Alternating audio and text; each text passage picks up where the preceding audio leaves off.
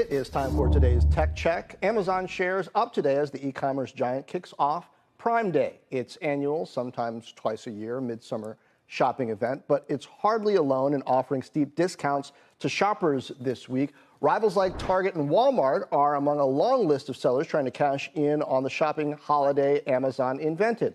Joining us now to discuss the growing importance of this week is Jeroen Martis, Director of Consumer Research at the London Stock Exchange Group, which I guess you're required to call LSEG now, which is not to be confused with the LSAT. Okay, so yes, Amazon is in this to grow Prime subs.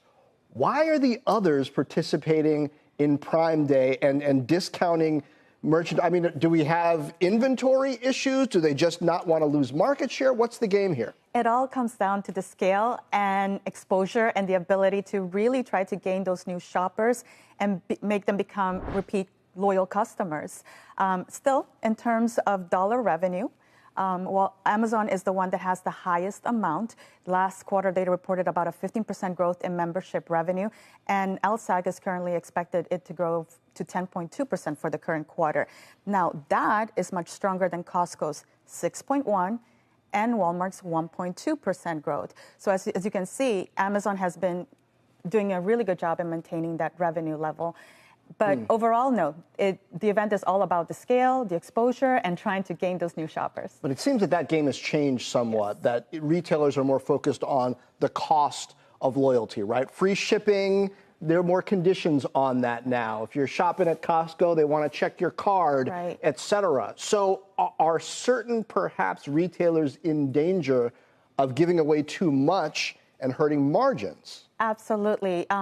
Even Amazon could be argued. When you look at their operating margin, that's only 2.5%, significantly lower than the industry's 8.1%. And that's where a lot of the debate comes in, right? What's the business structure of AWS and e-commerce together?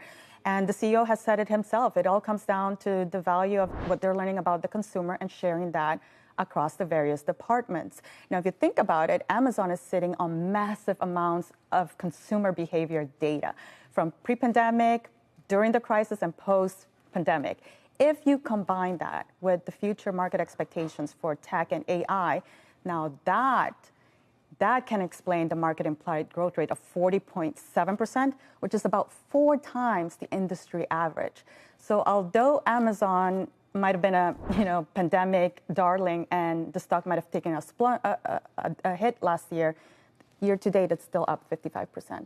That's impressive. So does anybody else have an implied growth rate that high, or are they just kind of head and shoulders above the rest? The other ones would be actually the competitors within the tech industry, but not necessarily a retailer. When it comes to this week, and when we look at the retailers, the one to really watch is Walmart. That's the one the analysts pulled by LSEG are the most bullish on. And the reason being because of the convenience and the value proposition, which is what the consumer wants right now.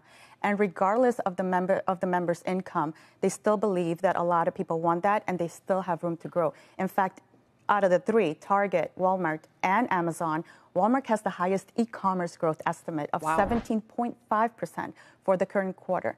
So because of that, analysts are bullish that Walmart will not only beat earnings estimates, but also post a positive surprise for this quarter.